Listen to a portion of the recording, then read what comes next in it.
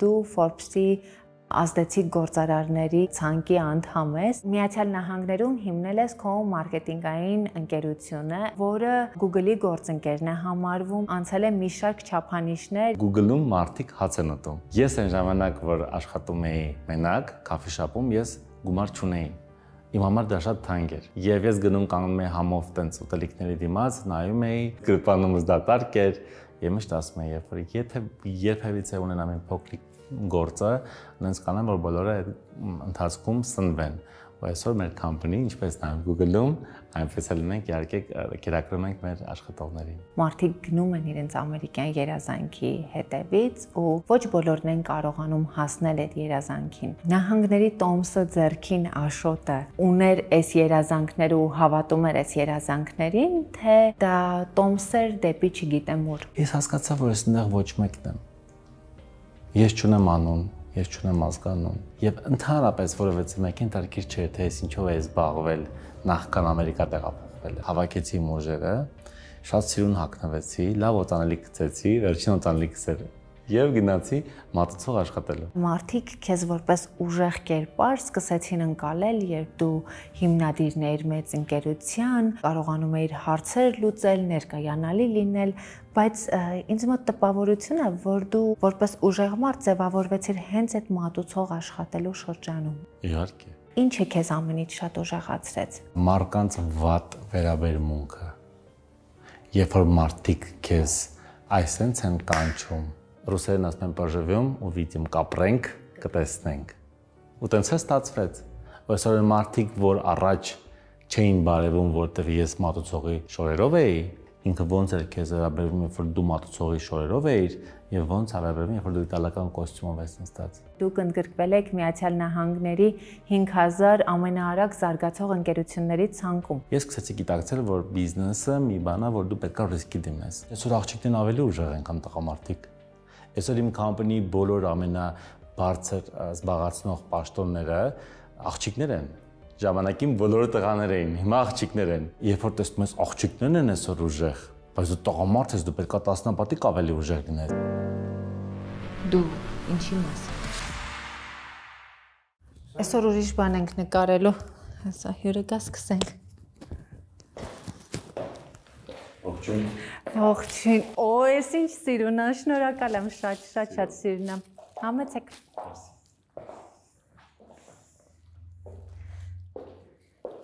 Մի հատ ջրի հարցը լուծենք օբսոսա։ Այսօրվա իմ եթերը տարբերվող է, քանի որ դուք սովոր եք տեսնել իմ հարցազրույցները շոու բիզնեսի ներկայացուցիչների հետ։ Սակայն ես այսօր ընտրել եմ մի մարդու, որը մեծ ճանապարհ է անցել, հաջողության հրաշալի ճանապարհ է անցել ու հետաքրքիր կլինի լսել նրա պատմությունը եւ մոտիվացվել նրա օրինակով։ Այսօր իմ հյուրը Աշոտ Բարսեղյանն է, մարդ, որը ծնվել է Գերմանիայում, մեծացել Ռուսաստանում, տեղափոխվել Միացյալ Նահանգներ, որտեղ հիմնել է իր բիզնեսը ու հասել մի շարք հաջողությունների, որոնց մասին այսօր կխոսենք։ Ինչպես կարելի է 0-ից կերտել սեփական անձն ու հասնել հաջողությունների Ամերիկայի պես մեծ երկրում։ Մեզ կպատմի Աշոտը, ողջույն Աշոտ։ Ողջույն Ամալիա ջան։ Շնորհակալ եմ շատ, ինձ համար շատ ուրախալի է, որ այսօր պիտի հանդիպենք, որովհետև կարծում եմ, որ առաջին հերթին self-made մարդիկ մեծ օրինակ են դառնում ուրիշ մարդկանց համար, որոնք աշխատում են ու տեսնում են, որ հաջողությունը դա անհասանելի մի բան չէ։ Շնորհակալ եմ, որ այսօր զրուցելու ենք։ Շնորհակալ եմ հրավերքի համար, ինձ համար էլ շատ հաճելի է լինել այստեղ Երևանում եւ միասին զրուցել մի շարք կարևոր հարցերի մասին։ Ես հիանում եմ քո հայրենի իմացությամբ, հաշվի առնելով, որ երբևէ Հայաստանում չես ապրել, ինչպես ես հաջողացրել այսպես հայերեն խոսել, այն դեպքում, երբ շատ մարդիկ Հայաստանում ապրելով այդպես գեղեցիկ չեն խոսում հայերեն։ Բնականաբար ես այսպես գեղեցիկ չեմ խոսում, երբ որ լինում եմ իմ ընկերական շրջապատում կամ շատ ջղային, ոնց որ բոլորս, բայց իհարկե շատ շնորհակալ եմ ծնողներին, որ կարողացել են ինձ եւ եղբորս մեծացնել օտար երկրում, Ռուսաստանի պես երկրում, որտեղ որ ռուսերեն առաջի լեզուն է եւ վերջ, եւ բնականաբար շատ ուրախ եմ, որ լինելով հայ կարողանում եմ հանգիստ, ճիշտ սխալներով, բնականաբար, փոքրինչ թերություններով, բայց խոսում եմ շատ սիրելի մայրենի լեզվով եւ ընդհանրապես կարծում եմ, որ անկախ դրանից որտեղ որ մարդը մեծանում է,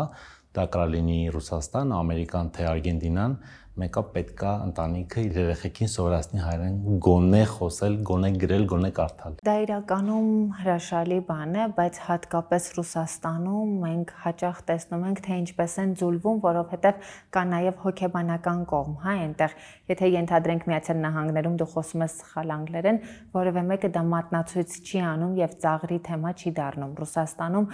նույնիսկ այդ լեզվական թեթև շեղումները, որը մենք ունենում ենք, միանգամից ծաղրի թեմա է դառնում։ Այո, ճիշտ է Սամայելա ջան, նման խնդիր կա եւ Ռուսաստանում շատ ծայրահեղ են մոտենում այդ հարցին, բայց կարծում եմ սա նաեւ մի հնարավորություն է, որ յուրաքանչյուր մարդ մեծանալով պետք է կարողանա իր մեջ ուժ գտնի, կարողանա կազմակերպի իր կյանքը այնպես, որ հենց այդ տվյալ երկրում կարողանա ամուր իր ոտքի վրա կանգնի։ Իհարկե Միացյալ Նահանգներում շատ ավելի հեշտ է երբեք որևէ մեկը քեզ չի ասի, որ դու ակցենտով ես խոսում, նամանավանդ դες մենք խոսում ենք Կալիֆոռնիայի մասին, ինքը տարբեր է, դու եղել ես արդեն գիտես այդ ամեն ինչը։ Ռուսաստանում մի քիչ տարբեր է, բայց ռուսական դպրոցն էլ կյանքի դպրոցը շատ ավելի օգտակար է, շատ ավելի հզոր է, շատ ավելի ճկուն է եւ սովորացնում է քեզ շատ արագ կարողանալ շրջանցել որոշ հարցեր կյանքում։ Ամերիկանը մի քիչ ավելի այլ է։ Ռուսական դպրոցը նաեւ իր բարդ կողմերը ունի, որը քեզ շատ ավելի կենսունակ է դարձնում, բայց ես ուզում եմ այդ մասին ու քո մանկության պատանեկության մասին խոսենք մի փոքր ավելի ուշ։ Մինչ այդ ուզում եմ ներկայացնենք քեզ իմ լսարանին, որպեսզի պատկերացնեն, թե ինչու եմ ես ընտրել քեզ այդ զրույցը։ Դու Միացյալ Նահանգներում հիմնել ես քո մարքեթինգային ընկերությունը AB Media American, որը Google-ի գործընկերն է համարվում, իսկ դա նշանակում է, որ անցել է մի շարք չափանիշներ եւ նշաձող է, հա, սահմանել։ Երկրորդը, ես շնորհավորում եմ քեզ, իմացա, որ դուք ընդգրկվել եք Միացյալ Նահանգների 5000 ամենաարագ զարգացող ընկերությունների ցանկում։ Երբ ասում ենք Միացյալ Նահանգներ ու 5000 ամենաարագ զարգացող ընկերություններ, որտեղ մրցակիցը միայն քո ոլորտի մարդիկ չեն, այսինքն դու մարքեթինգային ընկերություն ես, կարող ես մրցել, ենթադրենք, բժշկական կամ որևէ այլ ոլորտի հետ։ Այս իսկապես մեծ հաջողություն է, ինչպես եք կարողացել անել դա։ Ամենա ջան, ես ինքս ավարտել եմ հենց Մոսկվայում մարքեթինգի բաժինը։ Պատկերացրու 200 տարի առաջ այդ մարքեթինգ ասածն նոր էր զարգանում, Ամերիկայում վաղուց զարգացել, բայց Ռուսաստանում նոր էր զարգանում, եւ ես ավարտելով այդ ամեն ինչը եւ երբ որ տեղափոխվեցի, հասկացա, որ պետք է միանգամից սկսեմ այլ աշխատանքներ կատարել։ Եվ դա արեցի շատ արագ, արդեն երկրորդ օրը ես միանգամից աշխատում էի եւ շատ ուրախ էի եւ շատ շնորհակալ էի այդ հնարավորության համար, որ ես կարողացա չկորցնեմ ինձ ու մի տեղից սկսեմ։ Սկսեցի։ Անցան տարիներ, կարողացա ոտքի կանգնեմ, հետո հիշեցի, որ իմ մասնագիտությունը եւ իմ սիրած գործը հենց այս գործն է, մարքեթինգն է, եւ սկսեցի աշխատել։ Երբևիցե չեմ մտածել ոնց անեմ, որ մենք զարգանանք, ես ուղղակի աշխատել եմ ու աշխատում եմ շատ։ Երբեմն ստորի եմ դնում եւ ստորիի մեջ նշվում է պարզերմա, որ ես առավոտյան 5-ին եմ արտանում եւ տուն եմ հասնում գիշերը ժամը 12-ին եւ այդ ամեն ինչ անում եմ հատուկ, որովհետեւ այն մարդիկ, ովքեր որ տեսնում են այդ նկարը, իրանք չեն պատկերացնում ինչքան ծանր է այդ աշխատանքի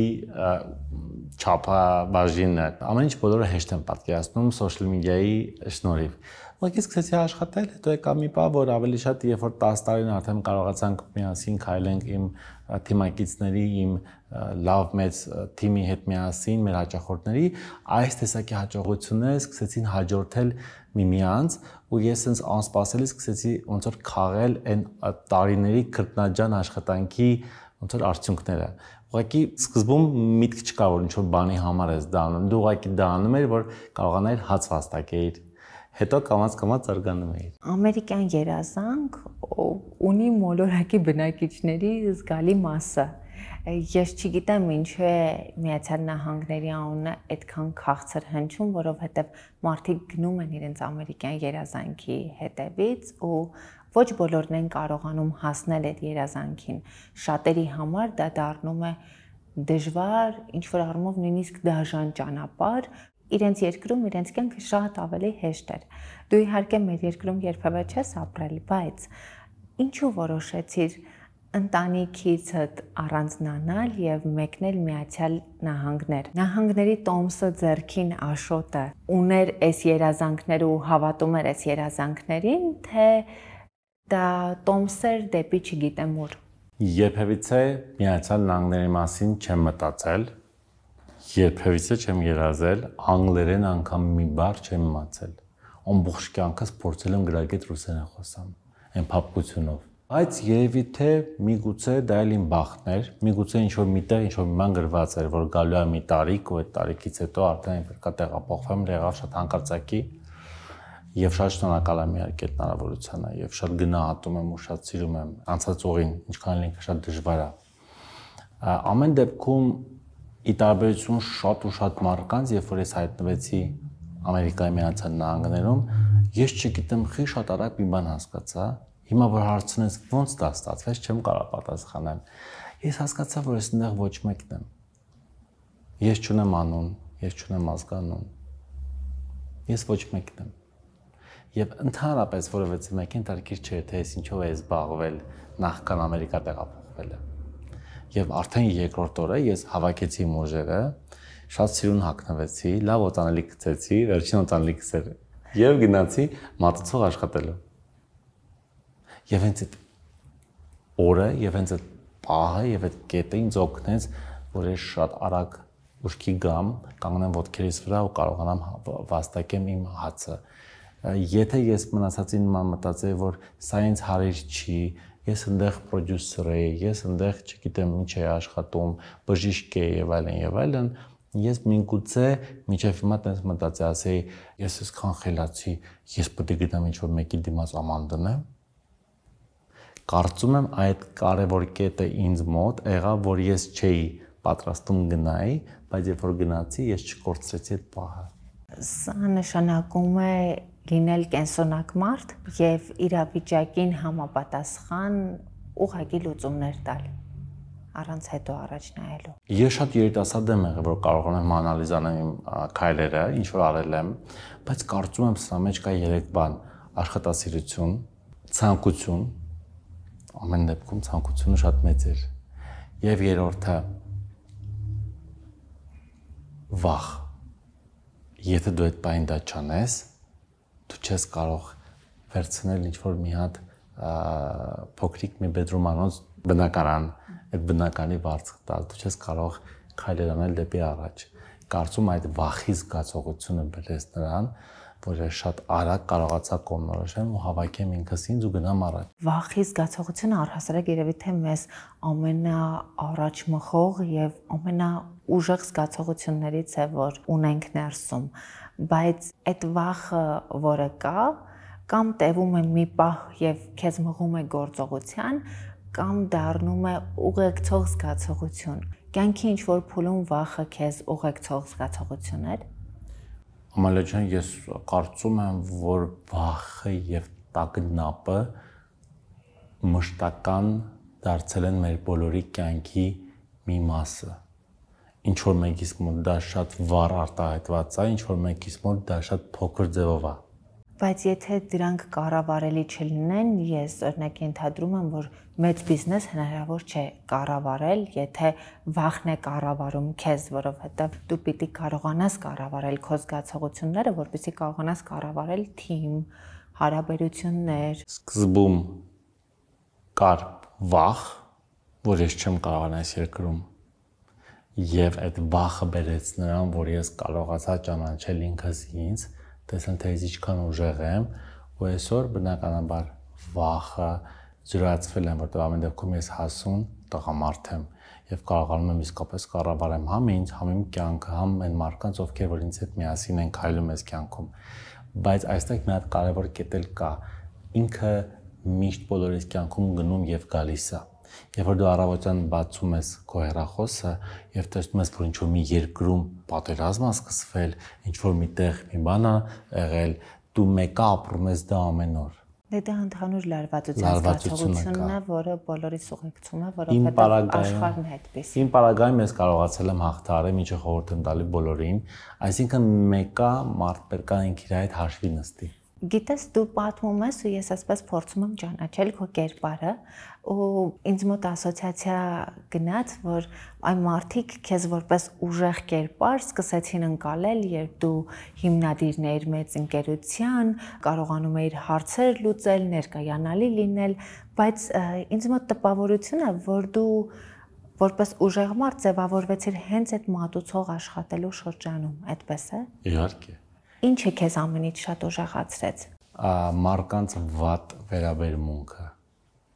Երբ որ մարդիկ քեզ այսպես են կանչում, ներողություն եմ խնդրում։ Եվ երբ որ դու գիտակցում ես, որ այդ մարդը այս բան գինով ցած է ու իրան շատ ավելի շատ հզոր կերպարի տեղա դնում, քան ինքը իրականում կա։ Ու երբ որ դու հաջորդ օրը տեսնում ես, որ այդ մարդը սովորական հայկական խանութում շիշա շարում, դու հասկանում ես, որ մի բան պետք է անես շատ արագ քո կյանքում, որովհետև լավ այսօր կարողացար այս մարդկանց հետ լեզու գտնել, վաղը մյուս օրը, բա հետո իմ մոտ ամեն դեպքում տենց էր, ու ես կարողացա հավաքել իմ ուժերը։ Դու այդ ժամանակ աշխատում էիր ատամներդ կրճտացնելով եւ ասելով դեռ կտեսնեք, թե դու ինքդ էլ չէիր հասկանում, որ դեռ կտեսնեն։ Այդ ժամանակ հոլիվուդյան ժպիտը չկար, այդ ժամանակ ստրեսից ատամներս եւ մազերս էին թափվում մենակ, կորցնում եմ առողջությունը։ Ուղղակի ես ինքս ինձ մեկան ներքնուց ասում էի, ռուսերեն ասում են «պոժիվյոմ» ու «վիդիմ կապրենք, կտեսնենք»։ Ու տենց է ստացվեց։ Այսօր մարդիկ, որ առաջ չէին բարևում, որտեղ ես մատուցողի շորերով էի, ու այսօր երբ որ ինձ տեսնում են, մեկ այլ ուրիշ հագուստով, եւ իդեպ ավելացնեմ, որ որևէ մի աշխատանք եւ որևէ մի աշխատանքային ֆորմա, դա կլինի մատուցողի ֆորմա, թե մեկ այլ ուրիշ աշխատանքի, դա ընդհանրապես հպարտանալու մի բան է, մարդը աշխատում է։ Պիտի ամաչեն բոլոր այն մարդիկ, ովքեր չեն աշխատում, չգիտես ինչու աշխատողներն են ամաչում։ Այո, բայց դա մի բան էլ կա, այդ տարբերությունն է, որ դու զգում ես, որ ինքը ոնց էր քեզ վերաբերվում, երբ որ դու մատուցողի շորերով էիր, եւ ոնց է վերաբերվում, երբ որ դու իտալական կոստյումով ես նստած։ Իսկ ճանաչում եմ, որ սա նույն Աշոտն է, թե իրենց համար դրանք երկու տարբեր մարդիկ են։ Ես կարծում եմ, որ ճանաչում են, ես ընդհանրապես չեմ փոխվել։ Ամեն դեպքում այն մարդկանց, որ ես ճանաչել եմ 15 տարի առաջ, ովքեր որ ինձ հետ միասին աշխատել են, կանայք թեկուզ ամանալվածել, ես հիմա որ իրանց տեսնում, միշտ գնում եմ, գրկում եմ, ասում ոնց եք, եւ միշտ խոսում եմ դուքով, միշտ։ Բայց մի հատ զանգված էլ կա, որ ուզում ես դու աճես, ուզում ես զարգանաս, ուզում ես մտնես Ամերիկայի 5000 ամենաարագ աճող բիզնեսների ցանկում, մենք իրանք ասում են, ինչ ես անում։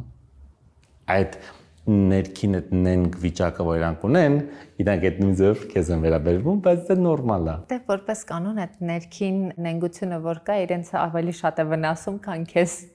Քո կյանքի այդ շրջանում մատուցողի աշխատանքից դու մի անգամից անցար մասնագիտական ընկերություն հիմնելուն, մասնագիտական աշխատանքին, թե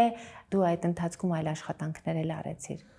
Մատուցողի աշխատանքը տևել է շատ կարճ, ինչի համար շատ շնորհակալ եմ այդ էքսպերիենսի համար կյանքի, եւ հետո ստացա առաջարկ կառավարելու բանկետ հոլի սրահի,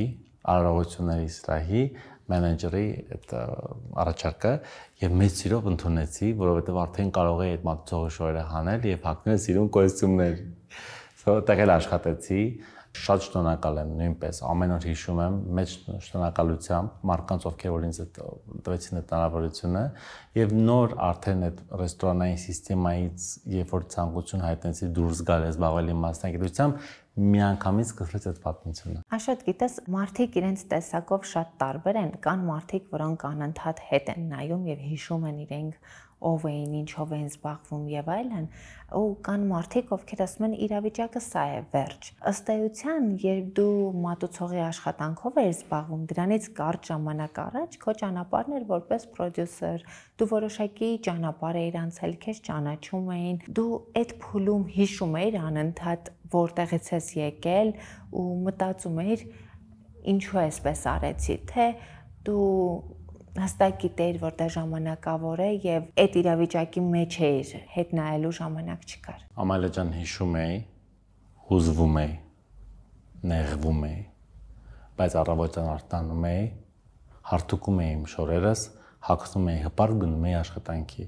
Եվ միջև հիմա էլ կարծում եմ, որ այն ինչ որ այս պահին իմ կյանքում կա, դա կարող լինի շատ կարճ։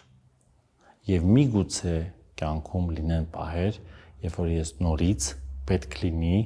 անեմ այն գործը, ինչը որ ես արել եմ, ու ես դա կանեմ շատ մեծ պատվով ու շատ մեծ ջանասիրությամբ։ Եվ միգուցե, եթե իմ կյանքում նորից գա մի պահ, որ ես ինչ որ կետից պետքա նորից սկսեմ 0-ից, ես դա անպայման կսկսեմ ու կանեմ դա շատ մեծ պատվով ու մեծ ուրախությամբ,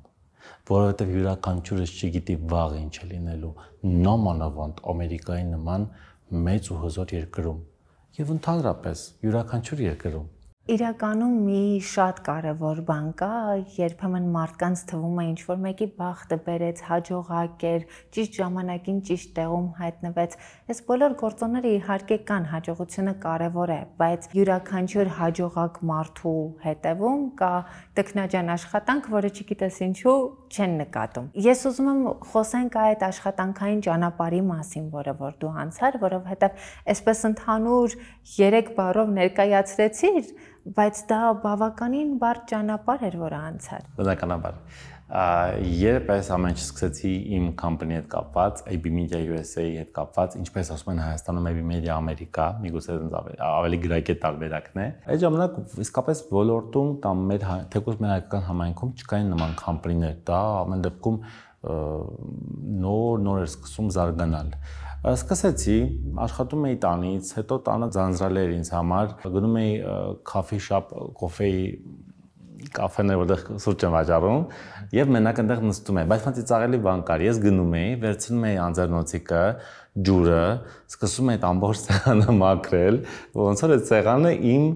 սեփականությունն էր։ Այդտեղ կարգի էի բերում այդ ամեն ինչը, հետո նոր սկսում էի աշխատել, ու ես ինքս իվրա ժամ էի դնում։ Այսինքն ես գիտակցում եմ, որ ես ազատ եմ, եւ ես կարամ ընդհանրապես աշխատեմ այնքան ինչքան որ ես ուզում եմ, բայց ես ժամով էի գնում էի, ասենք օրինակ առավոտյան ժամը 8-ին առաջինը տես դուրը բացում ուտում էի ներս, եւ դուրս էի գալիս, չգիտեմ խի, անպայման 5-ին 6-ին, բայց կոնկրետ 5:00 այդ ռուսական դպրոցն է։ Հետո երբ որ արդեն եկավ պահը հասունացավ, որ պետքա աճեի զարգանայի, իմ ընկերը, որը իմ բիզնես պարտներն է, 20 տարիների ընկերս, եկավ ասաց, որ վերջ, պետքա օֆիս վարձենք ունենանք, կարողանանք աշխատենք միասին, եւ ինքը միացավ այս խաղին, այս պատմությանը, եւ մենք վարձեցինք օֆիս։ Բնականաբար գումար չկար, կար մեծ վախ, որ չեմ կարողանա այդ գումարը տամ, այդ վախը մինչև այսօր էլ կա, անկախ դրանից դու ինչքան ես մեծանում, դու միշտ հետ ես նայում, տեսնում ես այս ամիս հասցնում ես, թե չէ, որտեղ մարդիկ շատ են, քանակը շատ է, այդքանը հեչ չի պահելը։ Հետո կամաց առաջի օֆիսը մեծացավ, ավելի զարգացանք տեխնիկապես, հաճախորդների առումով քանակ ավելացավ։ Ես սկսեցի գիտակցել, որ բիզնեսը մի բան է, որ դու պետք է ռիսկի դիմես։ Ու սկսեցի դիմել ռիսկի, բայց այդ մեկտեղ նաև աշխատել, որտեղ մեզանից յուրաքանչյուրից երբեք ոչ մեկ հենց այնց ոչ մի չի տվել։ Դու այն մարդն ես, որը իսկապես 0-ից քայլ է ստեղծել իր ճանապարհը, բայց երբ ընկերդ առաջարկեց իր աջակցությունը, արդյոք այն ժամանակ կար հարցը, որ գուցե ինքը ավելի ֆինանսապես կայուն էր ու կար նաև ֆինանսական աջակցություն, իսկ դու միտքն էիր ու պիտի արդարացնեիր այդ աջակցությունը, թե դուք հավասար դիրքից սկսեցիք ամեն բան։ Շատ լավ։ Ընկերս Արման Գևորգյանն է, որը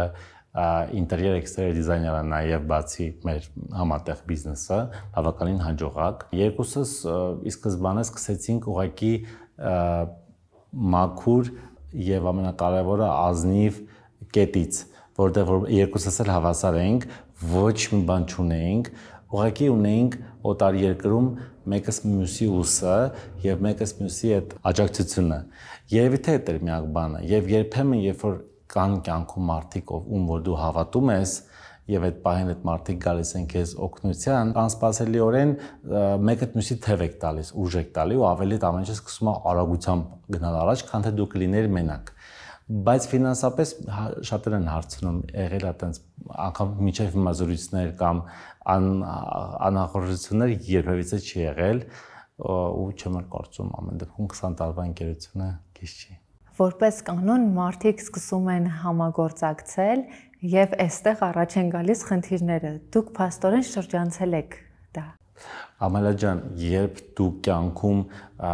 որոշ բաներ տեսնում ես եւ հետո դու հայտնվում ես շատ դժվար իրականության մեջ կամ խնդիրների մեջ, իսկ ամերիկան դա մի հատ լրիվ դժվար իրականություն է եւ դաժան իրականություն է,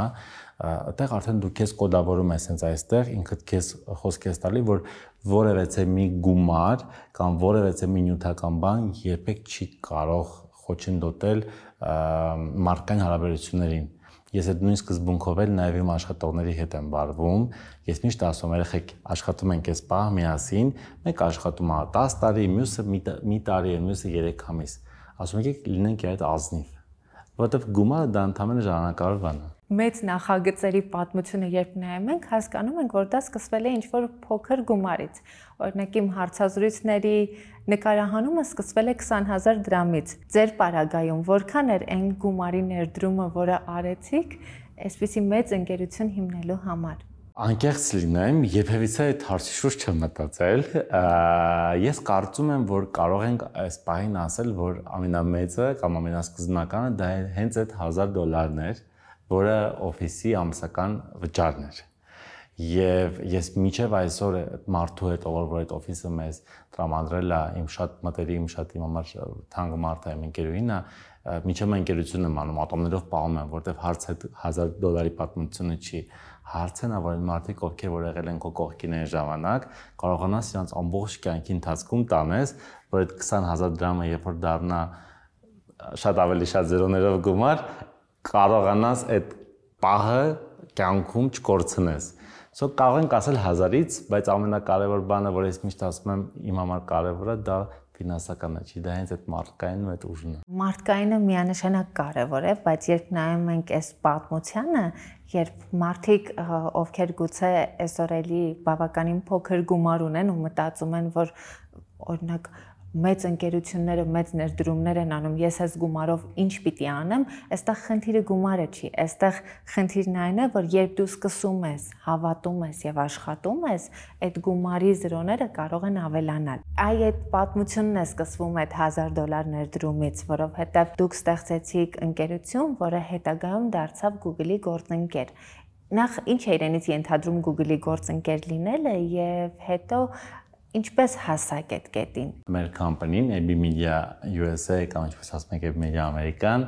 միանգամից չի դարձել Google Partner Company, Google Partner ընկերություն, դա մոտավորապես տևել են շատ երկար տարիներ, երբ որ դու գալիս ես հասնում ես դրան։ Դրա համար կան որոշակի տարբեր տեսակի իրենց կողմից սահմանված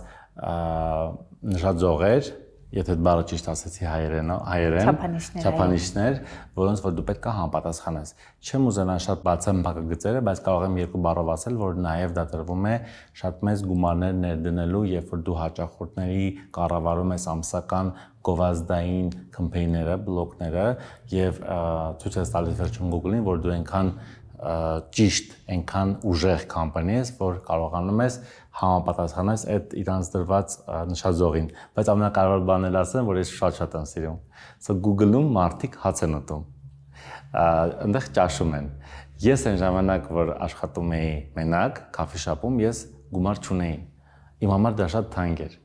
Եվ ես գնում կանգնում էի համով տենց ուտելիքների դիմաց, նայում էի, այս փորիցս ահավոր sense ձայներ դուրս գալիս, գրպանումս դատարկ էր, եւ միշտ ասում էի, երբ որ երբևիցե ունենամ իմ փոքրիկ գործը, այնց կանեմ, որ բոլորը ընթացքում սնվեն։ Ու այսօր մեր կամպանի, ինչպես նաև Google-ում, այնպես էլ մենք իհարկե կերակրում ենք մեր աշխատողներին։ Դա իհարկե շատ սիրուն ավանդույթ է, որը ձևավորվում է, բայց բացի այդ ես ենթադրում եմ նաև, որ Google-ի գործընկեր լինելը ենթադրում է ժամանակ առ ժամանակ անցնել որոշ, չասեմ վերահսկողություն, բայց նորից ապացուցել, որ դու արժանի ես լինելու իրենց գործընկերը։ Ինչ որ չափորոշիչներ անցնում եք ժամանակ առ ժամանակ։ Իհարկե, անցնում ենք, իհարկե ունեմ թիմ, ես հիմա չեմ ուզենա ասեմ եւ ես դեռ շարունակում ամեն ինչ անել անձամբ, բնականաբար այդ այդպես չի, ես մենակ հասցնում եմ շատ երկար տարիների հաճախորդներին անձամբ զանգ տալ, ասել որ բարև ձեզ, ո՞նց եք, ես դեռ քննվել եմ անում ամեն ինչ լավ է, մասնագետներն են անցնում բնականաբար եւ հարցը շատ կարեւոր հարց էր, բացի Google-ը ընդհանրապես յուրաքանչյուր մի առաջընթաց, երբ որ քո կյանքում լինում է աշխատանքային, հետո իրանք սկսում են նորից եւ նորից պարտադրել, որ դու ապացուցես, որ այդ ժամանակահատվածից հետո դու նորից կարող ես դա անել։ Օրինակ մենք այս վերջերս դարձանք Visa Partner Company արաբական մի շարք երկրներում, որը որ դեռ ընդհանրապես հում էինք, խմորը հում է, մենք պետք է 5 տարի աշխատենք մինիմում, որ կարողանանք նման հսկա երկրներում ներկայացված լինենք, ինչպիսին են Կաթարը, Սաուդին, Դուբայը, բայց հենց այն փաստը, որ իրանք ընտրել են մեր կամպանին, Visa-ն ընտրել է մեր կամպանին որպես Visa Partner Company, իհարկե դա ոգեշնչում է, մենք ասենք մենք պատրաստ ենք, մի բան կանենք, եւ որ դու հələ պատրաստ չես, ասում ես մենք պատրաստ ենք, դրա համար իհարկե փակագծերն էլ բացեմ, այսօր միանգամից գալիս եմ օդանավակայանից հարցազրույցին, որտեղ Դուբայում ունեի գործեր, բայց ամեն ինչ ճիշտ համընկավ։ Ես իդեպ շնորհակալ եմ, որ դու կարողացար Դուբայից հասնել հարցազրույցին, կարևորելով նաև սա։ Իհարկե։ Սիրով, ես եմ շնորհակալ։ Գիտես մի կարևոր բան կա, դու յուրաքանչյուր նոր հաջողության մասին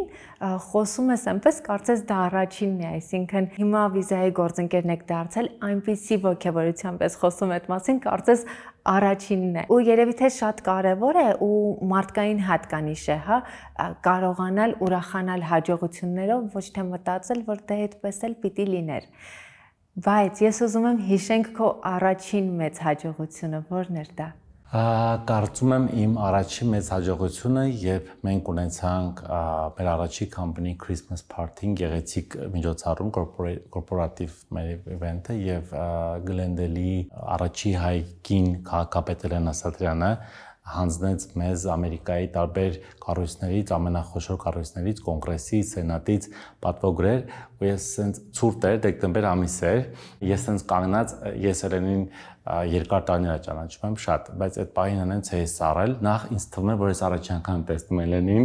երկրորդ այդ պատվոգրերը վերցնելու ձեռքերս ոչ թե դողում էին, ուղղակի sense ներվերից ծառել էին, ինքը ինձ տալիս էր, բայց ես այնքան sense պինդ էի բռնելու, բաց չէի թողնում, ասեմ այդ ինչից էր, դա տարիների տանջանքից հետո քո մեջ ամեն ինչ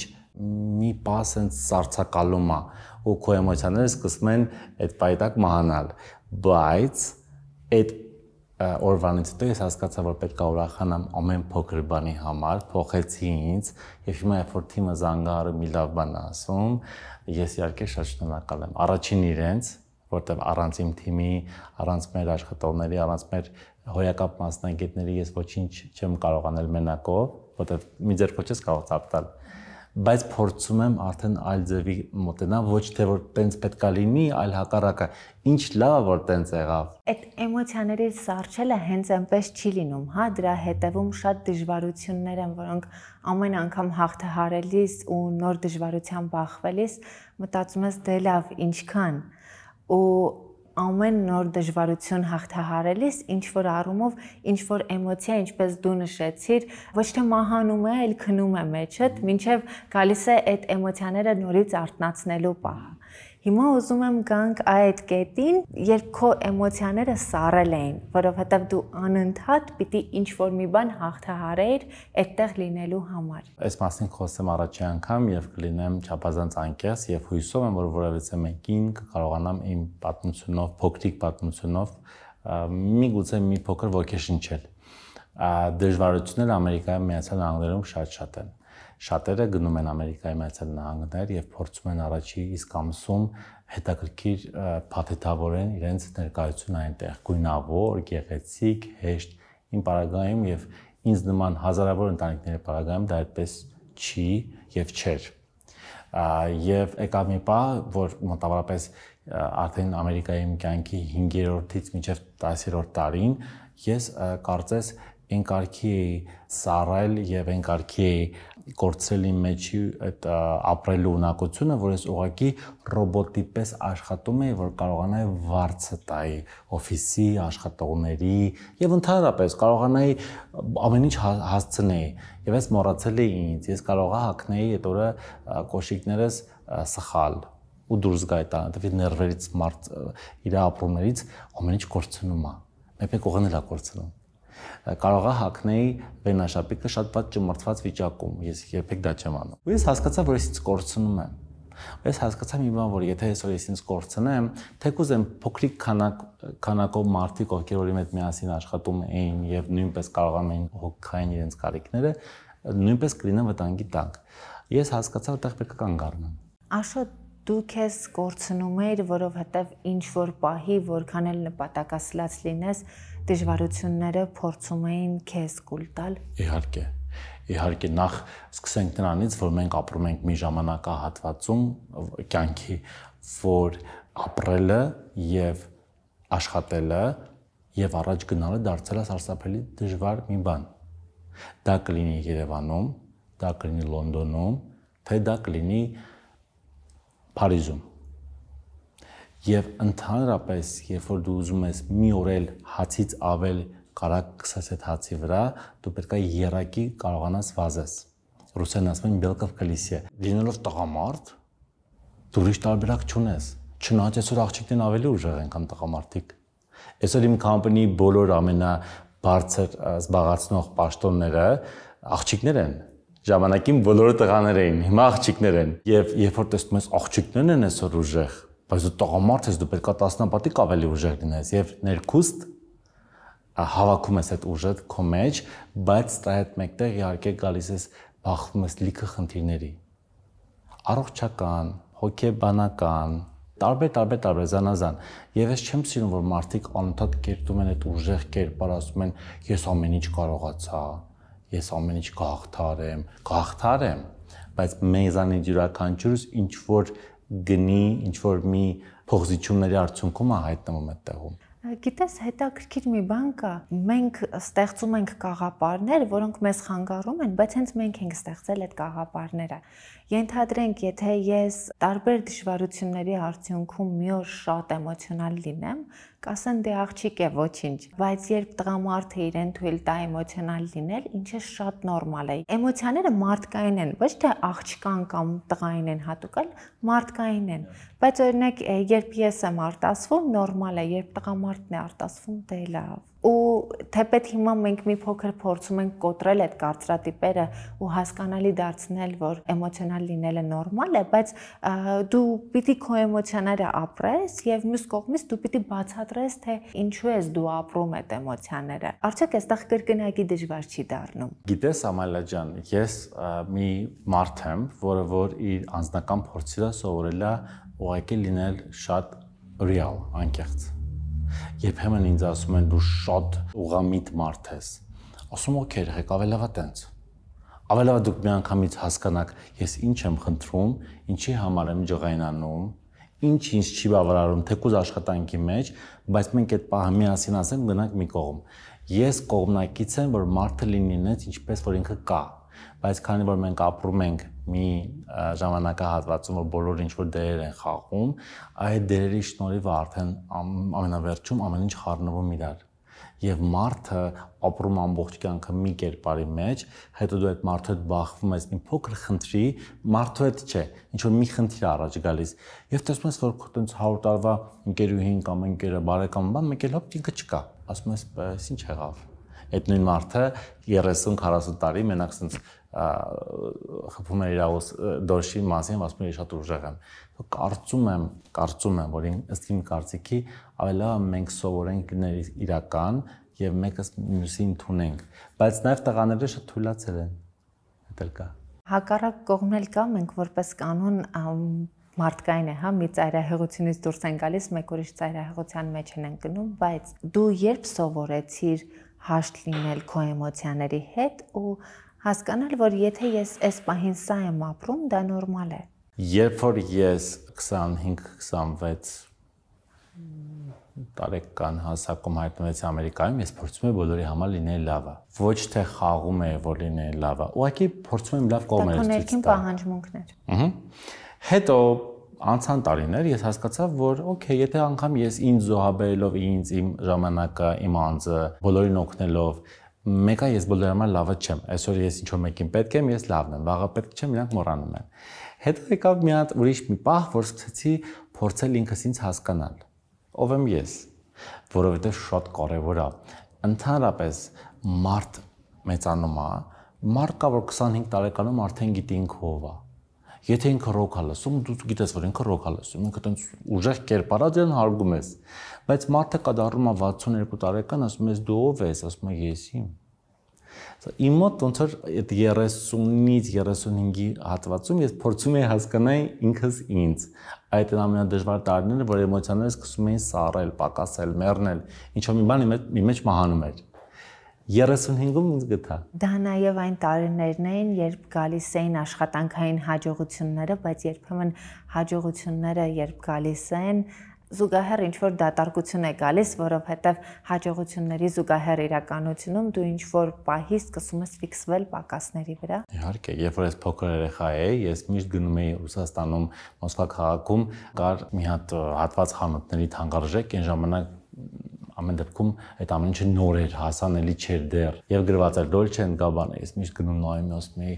«Ոայ, սենց հարուստ լինեմ, մի օր ստեղից ապրանք մի բան առնեմ ինձ համար»։ Գրեմ եւ հետո երբ որ արդեն անցան տարիներ, երբ որ դու արդեն կարողանում ես ինչ-որ մի բանից օգտվես եւ շատ բաներից ես օգտվում, իրանք քեզ չեն ջերմացնում։ Այդ ամեն ինչը կյանքում դառնում է անիմաստ, որովհետեւ երբեմն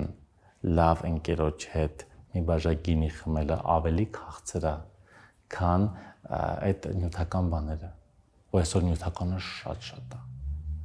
Որովհետև երբ այդ ամեն ինչը հասանելի է դառնում, դու հասկանում ես, թե դրանք ինչքան անարժեք են։ Ես անգամ մի բան էլ ավելացնեմ, շատ տարիքերի բան է, որ նկատեցի, ուզում եմ պայման կիսվեմ։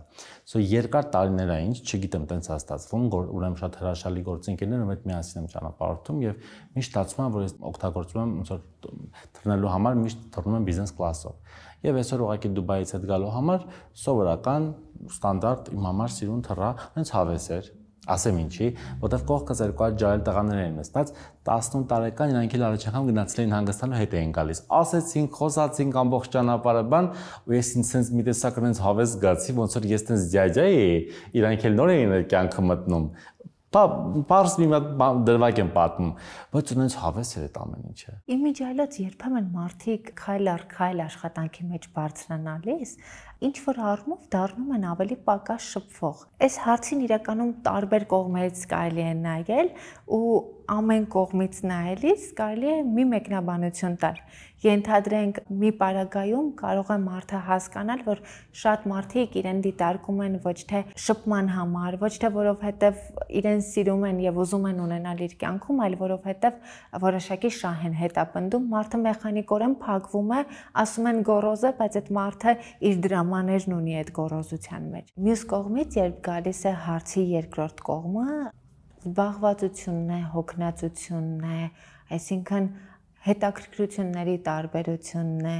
տարբեր կողմերից այս հարցը կարելի է դիտարկել, բայց մարդիկ տեսնում են մեկուսացած մարդու ու ասում են, տեսակ մեծամտածավ։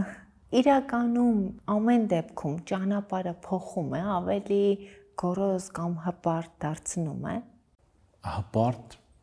ինչի վրա հպարտ լինես, նախ առաջինը բոլորս ապրում ենք այս կյանքը մեկ վայրկյանի պես, գոռոզ նույնպես, խելացից ավելի խելացին կա, լավից ավելի լավը կա, սիրունից ավելի սիրունը կա, բոյովից ավելի բոյովը կա։ Չէ, պարզապես դու գիտակցում ես, որ էներգիան, որը որ կյանքում ամենակարևոր բաներից մեկն է, քո կյանքի էմոցիաները չես ուզում ամեն մի մարդու հետ կիսես։ Եվ տարիների ընթացքում ոչ թե դառնում ես գոռոզ կամ մեծամիտ, այլ միգուցե դառնում ես ավելի ինքդ քո անձի հանդեպ անկեղծ։ Եթե դու գիտես, որ տվյալ մարդը գալիս է քեզ մոտ մենակ երբ որ իրան ինչ-որ մի բան պետք է, բայց երբ որ պետք չի, երբևիցե չի զանգում, անգամ մի հատ լայք չի դնում քո ստորի տակ։ Դու գիտակցում ես, որ ես արդեն այնքան հասուն եմ, այնքան մեծ եմ, որ կարամ ինձ թույլ տամ այդ մարդու հետ, ոչ մի խնդիր չունենամ, ոչ մի դեպքում խոսք չասեմ, ուղղակի ես ինձ իրանից տարանջատեմ։ Աշոտ, երբ բարձրանում ես ու հաջողությունների ես հասնում ու արդեն սկսում ես հասկանալ, թե ով ինչ աչքով է ընկալում քեզ, ով է որոշակի շահ փնտրում հարաբերություններում, ով է ուղղակի քեզ տեսնում որպես մարդ։ Դրա արդյունքում մենակության զգացողություն շատ ես ունենում։ Իհարկե։ Այս են տեղն է, այս տաղավարը, եւ ես այն զրույցն եմ, որ պետք է լինես չափազանց անկեղծ։ Իհարկե, լինում են անկում գիշերներ, լինում են մտքեր, լինում են սպիեր, որոնք որ ժամանակի ընթացքում միգուցե անցնում են եւ միգուցե չեն անցնում։ Մնում են նույնը։ Բայց դու գիտակցում ես, որ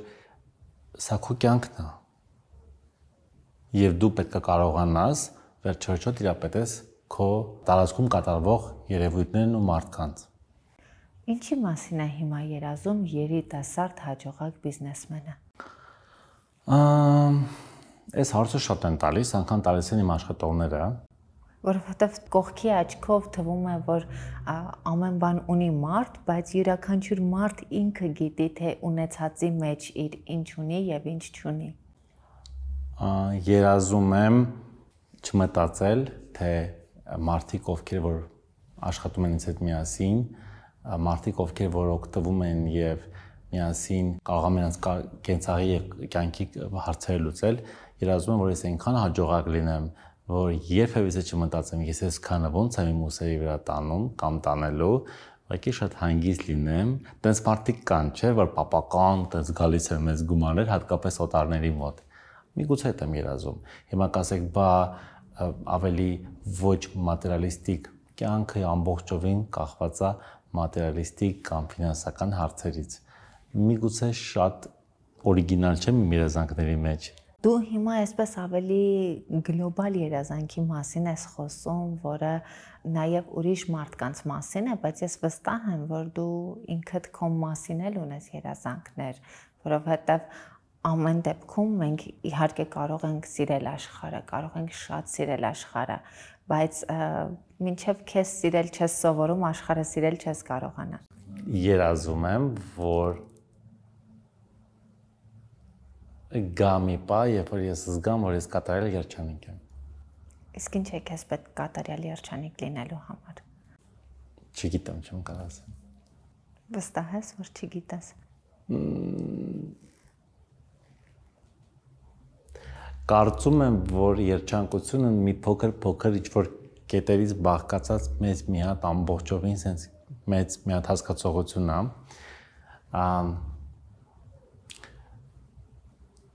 Չեմ կարող պատասխանել այս հարցին, անկեղծ։ Եվ չեմ ուզում ստել։ Երբեմն եթե չունես ասելիք կամ ավելի շատ նախընտրում ես այս պահին հավաքես մտքեր, որտեղ այս պահին չկա պատասխանը, ավելի լավ է չստես։ Գիտես, մի հետաքրքիր միտք կարդացի մի անգամ, որ երջանկությունը երևի թե ոչ թե այն է, ինչին պիտի հասնես, այլ այն, ինչ կարողանում ես վայելել, որովհետև մեր կյանքում լինում են շրջաններ, երբ մենք կարողանում ենք վայելել այն, ինչ ունենք, եւ մեր ունեցածը մեզ բավարարում է։ Եվ լինում են շրջաններ, երբ մենք ուղղակի չենք կարողանում վայելել այն, ինչին ձգտել ենք տարիներ։ Դու հիմա, ինչպես հասկանում եմ, լիարժեք վայելել չես կարողանում։ Իսկ քո կյանքում եղել է շրջան, երբ լիարժեք վայելել ես այն, ինչ ունես։ Երբևէ չի եղել։ Ինչու՞։ Որովհետև ես միշտ աշխատել եմ։ Ես առավոտյան արտանում եմ ժամը 5-ին, շատ ուշ եմ վերջացնում օրս, գալիս եմ տուն, դե ես մենակ եմ ապրում, բնականաբար արդեն գալիս ես հանգստանում ես եւ միանգամից տունից գործի։ Դեռ չի եղել, բայց հաճախ մտածում եմ եւ երբեմն երբ որ ես շատ հաճախ եմ ճանապարհորդում, երբ որ ես 1-2 օրով բացակայում եմ կամ մի շաբաթով միշտ ինձ ոնց որ մեկ ասի, որ քիչ շատ էր, պետք չէր այդքան հանգստանալ, ոնց որ այս ամբողջ տարիների ընթացքում ես մենակ աշխատում եմ։ Ես ինքս աշխատանքի աշխատասեր լինելու ջատագովն եմ, բայց աշխատանքը կարևոր է, որպեսզի կարողանաս վայելել այն, ինչ աշխատել ես, որովհետև կան մարդիկ, որոնք միշտ կուտակում են վաղվա համար, ու այդ վաղը երբեք չի գալիս, որովհետև մենք սկսում ենք կյանքը զգալ այն ժամանակ, երբ հասկանում ենք, որ վաղը այսօրն է։ Այսօր երեկվա վաղն է։ Դու չես փորձում աշխատել քեզ վրա, այդ պահի զգացողությունը ու քո աշխատածը քեզ վայելելու թույլտվություն տալու համար, որովհետև այդ մի թույլտվություն է, որ ինքդ քեզ պիտի տաս։ Փորձում եմ, բայց դեռ չի ստացվում։ Եվ դա իսկապես տենց է, այսինքն մեկը Երբ որ դու անգամ ինքդ քեզ ասում ես, որ այստեղ մի հատ relax, հանգիստ, it's okay, մի բան թույլ թող եւ այլն, մի քիչ ավելի կարողացի ապրես կյանքդ եւ այլն, չի ստացվում, բայց մի բան էլ կա, ես նաեւ տեսնում եմ լիքը տղամարդկանց, ովքեր որ ընդհանրապես չեն էլ փորձում ինչ-որ մի բան փոխեն իրենց կյանքում, իրենց ընտանիքների կյանքում, նայ օրինակ ես ամուսնացած չեմ։ Բայց ես ունեմ ահավոր մեծ պատասխանատվության զգացմունք բոլորի հանդեպ, ովքեր իմ կողքին են։ Այն հրաշք կնոջ, որը հաց է պատրաստում, ճաշ է պատրաստում ես համար, մյուս կնոջ, որը օգնում է ինձ կենցաղում եւ մաքրում է տունը, այն մյուս կնոջ, այն մյուս տղայի, այն մյուս տղամարդու, այն մյուս հոպարի, այն մյուս մորաքրոջ, ես այդ ամեն ինչի հանդեպ շատ սպան եմ։ Ուրախ եմ հարցիդ համար եւ ուրախ եմ, որ դու ինքդ կարողացար բերես այն կետին, որ ես կհանձնվեմ եւ անկեղծ կասեմ, որ այո, Ամալիա ջան, ես դեռ չեմ կարողանում անջատեմ այս համակարգիչը, որ այստեղ է գտնվում եւ վայել եմ։ Դա չի ստացվում, բայց մյուս կողմից էլ նորից կրկնվեմ, կան շատ օրինակներ տղամարդկանց, ովքեր տան ունեն 3-4 երեխա եւ չունեն պատասխանատվություն։ Ես չունեմ պատասխանատվություն, իրանք արդեն 40 են, 50 են, 60 են, բայց մեկը միշտ քինն է մեղավոր։ Դե դա ուրիշ խնդիր է, բայց ես ուզում եմ քո մասին խոսենք։ Սիրո։ Դու այնքան նուրբ ու սիրուն նկարագրեցիր հարաբերություններ, օրինակ կնոջ մասին, որը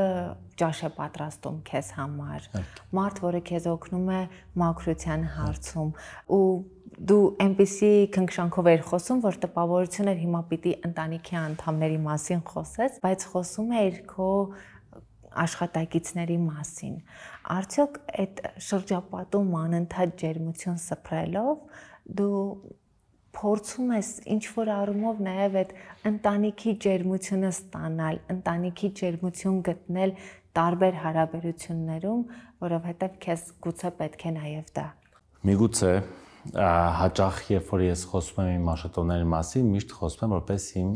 երեխաների մասին եւ փորձում հոգատար լինեմ, ազնիվ խոսք փորձում եմ լինեմ, ինչքան որ ես հնարավորություն ունեմ լինեմ լավը դրականը։ Միգուցե ամեն դեպքում ես չունեմ իմ կողքին իմ ծնողներին, որոնք ապրում են ինձանից հեռու, ես երկար տարիներ ապրում եմ միայնակ։ Եվ բնականաբար կան բացեր, որ դու հետո փորձում ես լրացնել ուրիշ բաներով։ Եվ միգուցե անգամ էլի փառք Աստծո, որ դու կարողանում ես մեկ այլ ուրիշին, ոչ քո բարեկամին, ոչ քո հարազատին, թեկուզ քո աշխատողին տաս այդ հարգանքն ու ջերմությունը։ Այդ իրականում շատ կարևոր ու ինչ որ առումով սիրո ամենաբարձր դրսևորման մասին ենք խոսում, որովհետև մայրիկից սիրելը հեշտ է, մայրիկդ է։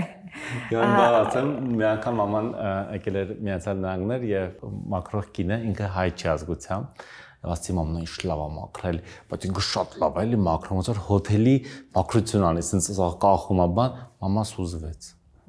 Հուզվեց, ասաց էլ իրան չկանչես։ Այս քանի որ գործը շատ էր, մի անգամ արած զգացի, որ հոգնեն, ասի մամ ջան, լավ թող գանի, ուզում եմ ասեմ, էդ էլ կա իհարկե։ Որքան էլ աշխատակիցներին, միջավայրին տաս քո ջերմությունը, բնականաբար հարազատ մարդկանց հետ շփումն ու հարաբերությունները այլ են։ Պակասը շատ է զգում ընտանիքի անդամների, որոնք կողքիդ չեն։ Այո։ Շատ։ Բայց ամեն ինչի մեջ կա նաև երկրորդ կողմն էլ։ Երբ որ դու միայնակ ես, դու չափից շատ պատասխանատու ես, հավաքված ես ու ուժեղ ես։ Հաճախ տեսնում ես, չէ՞ որ մեծ ընտանիքներ կան, ու այդ ընտանիքում մի քանի հոգի են աշխատում, մնացածը բոլորը այտենց կողքից վայելում են։ Այդ տարբերակն էլ կա, շատ եմ զգում, բայց նաև շատ շնորհակալ եմ, որ հենց այդ մենակության շնորհիվ եմ կարողացել ոտքի կանգնեմ։ Այսօր դժվար է, իսկապես շատ դժվար է կյանքում կարողանալ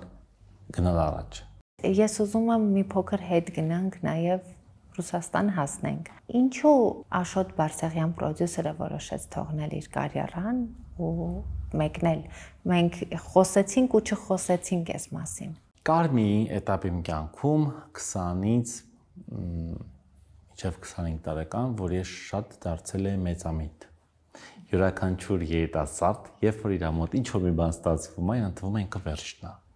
ու ես էլ այտենց իմ մասին շատ sense մեծ կարծիք ունեի եւ հիմա որ հիշում եմ իհարկե դա հումոր է առաջացնում, ծիծաղ է առաջացնում ինձ մոտ, հումորով եմ նայում այդ ամեն ինչին, բայց իսկապես ես իմ մասին շատ մեծ կարծիք ունեի։ Եվ ես սիրում էի այդ մեծամտությունն իմ անձի հանդեպ, ինձ թվում էր ես արդեն այնքան կամ որ այդ գալիս է նրանից, երբ որ դու մի բանին հասնում ես, բայց մինչև այդ չես ունենում ու չես կարողանում կառավարես քեզ ու քո էմոցիաները։ Այդ նույն բանը իմ կյանքում հետո նորից տեղի ունեցավ։ Բայց արդեն ես պատրաստ էի։ Իսկ Ռուսաստանում չէի ունեցել։ Երբ որ այդ ամեն ինչը սկսվեց որպես պրոդյուսերի աշխատանք եւ այլն, մի քիչ շատ աստղայինս տարածեր։ Անկամ ամաչում եմ։ Բայց ծիծաղով եմ հիշում։ Ինչի հաշվին էր աստղայինը տարել։ Ես դեռ փոքր տարիքից արդեն ունեի շատ մեծ կապեր առաջի, երկրորդ ռուսական հեռուստալիքներում, ֆեդերալի հեռուստալիքներում, այն ժամանակ դե social media չկար եւ Ռուսաստանի առաջի ալիքը, երկրորդ ալիքը, Ռուսիա 1-ը եւ Первый канал, իրանք շատ հզոր ընկերություններ էին, մինչեւ հիմա էլ են հզոր։ Եվ քանի որ ես արդեն այնտեղ աշխատում էի, ես իդեպ եղել եմ Ռուսաստանում Народный артист հաղորդման ծրագրի ադմինիստրատոր, այդ փոքր երեխա է, իմ համար մեծ պատիվ էր, հետո մի քիչ կողքից գումարներ էի շորթում, աշխատում էի, կիսվում էի, բան, դե հայ եմ, չէ, բնականաբար։ Այդ տարիքից տեն շատ շուստի բաներ էի անում, բայց ոնց էի անում։ Համ ես էի աշխատում, համ էլ իրանց էի տալիս, որ հետո խնդրեմ չլինի։ Ու տենց որ ոնց որ հերոստա նախագծեր, առաջի ալիք, երկրորդ ալիք մի քիչ սկսում ես այդ գումարի համնելը զգալ եւ այլն, մի քիչ շատ ես մեծամտանում ու քեզ մի քիչ շատ մեծ ինչ-որ sense անհասկանալի բանի տեղ ես դնում։ Եվ միգուցե անգամ դրանից էլ է հոգնել, որովհետեւ ես գիտակցում եմ կերպարը, որ ես ստեղծել եմ, չի համապատասխանում, որովհետեւ նորից Ռուսաստանում ինչքան էլ դու փորձես արագ գնաց վերև, քեզ երբեք չեն թողնի։ Միտեղ ազգանուն դա սխալ հնչում, միտեղ դու ես սխալ հնչում, Ամերիկայում մի դեպ մի քիչ այլ է այդ ամեն ինչը։ Համար կարծում եմ, որ դա շատ ճիշտ տեղավոր այդ պահը ես թողեցի այդ հինաշոտին ու այդ բոլոր սխալ արարքները, որի մեջ կար։ Հետաքրքիր է, հա, ես քեզ հարցնում եմ Միացյալ Նահանգներ տեղափոխվելու մասին եւ դու հիշեցիր քո սխալները։ Եթե իմ ինտուիցիան ինձ չի խաբում, սխալները հիշել նշանակում է, որ դա ինչ-որ առումով քո անձի հետ բախվելու եւ հիասթափությունների շրջան էր։ Իհարկե։ Ես ընդհանրապես պարբերաբար շատ արագ գիտակցում եմ, որտեղ եմ ես սխալ։ Եվ տոնել չեմ կարող մարդկանց, ովքեր ասում են ես սխալ չեմ կամ ես սխալ չեմ գործում, Ամալիա ջան, ես ամեն օր եմ սխալվում։ Բայց միշտ ժամանակ առ ժամանակ մի հատ ինքս իմ մեջ այստեղ տնային աշխատանքներ եմ կատարում, հետո մաքրություն եմ անում։ Ու մոտ դա ստացվում է։ Երբեմն դա լինում է 5 տարվա ընթացքում, երբեմն դա լինում է ամեն օր։ Եվ ես ամեն օր կարող եմ սխալվեմ։ Եվ եթե սխալվում եմ, միշտ ասում եմ ինձ կներեք։ Երեխեքին, աշխատողներին։ Աշոտ, իսկ պրոդյուսերական ինչ նախագծեր թողեցիր այնտեղ։ Սկսել եմ ադմինիստրատորի աշխատանքից, հետո բնականաբար աճել եմ եւ կարողացել եմ գնալ առաջ։ Կային աշխատանքներ երգիչների հետ տարբեր եւ նաեւ Հայաստանում էլ նույնպես իհարկե։ Եվ կային տարբեր ոլորտներում կազմակերպում էի ամենայն փոքր միջոցառումից բռնած մինչև նախընտրական համերգներ, արդեն բայց Պատմասկովիայում, այսինքն ոչ Մոսկվայում, բավականին գործեր կային։ Պրոդյուսերական ունեցել ենք եւ շոու բիզնեսում, եւ fashion industry-ի մեջ Russian Fashion Week, տարբեր նախագծեր եղել են։ Հետո ես ուղղակի զգացի, որ մեկը դու չես կարողանում գնաս այնտեղ, որտեղ որ քեզ պետք է մեկը կամ դու ես քո մասին շատ մեծ կարծիքի կամ ուղղակի այդ երկրում հնարավոր չէր։ Ու ես որոշեցի իմ կյանքը սկսեմ 0-ից, ու այնքան լավ էր։ Երբեմն նաև երբ որ դու սկսում ես 0-ից, ինքը քեզ մի այլ կարգի թև է տալիս։ Երբ դու սկսեցիր 0-ից, կարիք ուներ նաև մոռանալու Աշոտին, որը կարևոր չէ պրոդյուսեր էր, թե ինչ մասնագիտություն ուներ, ինչ աշխատանքներ էր արել, թե ինքը ամեն դեպքում քեզ հետ էր։ Սկզբի ժամանակներում ինձ հետ էր, այս քիթս մոտավորապես սենց էր, հետո եկավ սենց, հիմա սենց է։ Որի շատ կարևոր բան է։ Իսկ առաջին անգամ քիթդ բախվեց հատակին, երբ Միացյալ Նահանգներում գրպանու մոտ գումար չկար եւ աշխատանքի ընտրություն չունեիր։ Չէ, առաջին անգամ քիթս բախվեց հատակին, երբ որ տեսա ինձ ծանոթ մարդկանց Երևանից, Մոսկվայից, ովքեր ինձ տեսան մատուցողի շորերով։ Դա շատ հուզիչ պահ էր, բայց դա շատ կարևոր պահ էր։ Ես հասկացա, որ վերջ, այդտեղ արդեն սկսվում է մեկ ուրիշ պատմություն, մեկ ուրիշ Աշոտ։ Շատ կարևոր է նաև նրանց արձագանքը, որովհետև կան մարդիկ, ովքեր կարող են իրենց արձագանքով ուղղակի հոգ տանել քո մասին, եւ կան մարդիկ, ովքեր իրենց արձագանքով կարող են խորացնել քո ներքին կռիվը։ Քո ծանոթների արձագանքը հոգատարություններ, թե հրահրում կռվի։ Երկու տեսակի սիտուացիաների հետ բախվել եմ։ Ամենաշատը եղել է բնականաբար հոգատարություն եւ խնդրին ճիշտ մոտեցում տալը, որտեղ Ամերիկայում բոլորն են աշխատում տարբեր աշխատանքների վրա, բայց եղել են նաեւ մարդիկ, որոնք որ նայել են ինձ վերևից։ Եվ ամենակարևոր բանը, որ ես հաղթարել եմ իմ մեջ, ես այնքան եմ ինքս իմ վրա աշխատել, որ իմ արդեն ես եմ այդ մարդկանց նայում, բայց չեմ նայում։ Ես այդ մարդը չեմ, բայց արդեն ես կարամ հանգիստ նայեմ։ Դրա համար մեկա տարիների ընթացքում մեկա դու ինքդ ես քո բոլոր հարցերին պատասխանում։ Եթե դու ընդունում ես այդ պահը, ոնց որ այդ պահը կա ու ինքդ քեզ, ես ամաչելու բան չունեի։ Ես ընդհանրապես իմ հացի գումարն էի վաստակում։ Այդ օրվանից հետո իմ մոտ ամեն ինչ փոխվեց։ Գիտես, հետաքրքիր մի բան կա, մարդիկ մեկնում են Միացյալ Նահանգներ ու տարբեր աշխատանքներ են անում, բայց օրինակ Հայաստանում այդ աշխատանքը իրենց թույլ չեն տա անել։ Եվ ես հասկանում եմ, հա, այստեղ միջավայրի խախքենի լինելն է, որ քեզ սահմանափակում է, որովհետև շատ մարդիկ պատրաստ են աշխատելու, բայց հոգեբանորեն պատրաստ չեն կողքի հայացքներին, կարծիքներին։ Մի բան, որ Միացյալ Նահանգներում դու կարող ես այդ աշխատանքը անել եւ չնեղվել, դու ուղղակի աշխատում ես, որպեսզի արդար քրտինքով առաջ գնաս եւ քեզ դրա համար որևէ մեկը չի մեղադրում, չի խղճում եւ վատ աչքով չի նայում, բայց երբ դու հանդիպում ես քո ծանոթներին, գալիս ես այն իրականություն, որից փախչել էիր։ Բայց ամեն դեպքում մեզնից յուրաքանչյուրը իր ճանապարհով պիտի փորձի կոտրել դա, թե անհատի ուժը այստեղ շատ փոքր երևույթ է այդ ամբողջ միջավայրի մեջ։ Մեզանից յուրաքանչյուրը պետք է սկսի սովորել սիրել իր անձը։ Ես այնպիսին եմ, ինչպիսին որ ես կամ։ Եվ ես իմ մեջ դա կոտրեցի եւ կարծում եմ, որ իմ մեջ դա ստացվեց։ Եվ հիմա իմ համար ընդհանրապես միևնույն է, ես նստած եմ քո դիմաց այս գեղեցիկ կոստյումով, թե նստած կլինի սովորական սպիտակ վերնաժապիկով կամ մայքայով, որտեվ ես եմ եկել քեզ մոտ, մենք հանդիպել ենք։ Ես եմ, իմ անձն է։ Այստեղ մի հատ կարևոր բան կա, կարծում եմ մենք յուրաքանչյուրս պետք է մեզ ընդունենք, ոնց որ մենք կանք։ Եթե ինձ պետք է որ ես աշխատեմ մատուցող, իմ համար ընդհանրապես տարքիր չի իմ կողքի ընկերները ինչ կմտածեն այդ մասին։ Դա ասում է այսօրվա Աշոտը, որը ճանապարհ է անցել եւ հասկանում է, որ աշխատել պարզապես նշանակում է լինել հպարտ։ Իսկ այն Աշոտը, որը հանդիպեց իր ծանոթներին։ Իսկ այն Աշոտը գիշերները կհուզվեր, կնեղվեր, ձեռքերը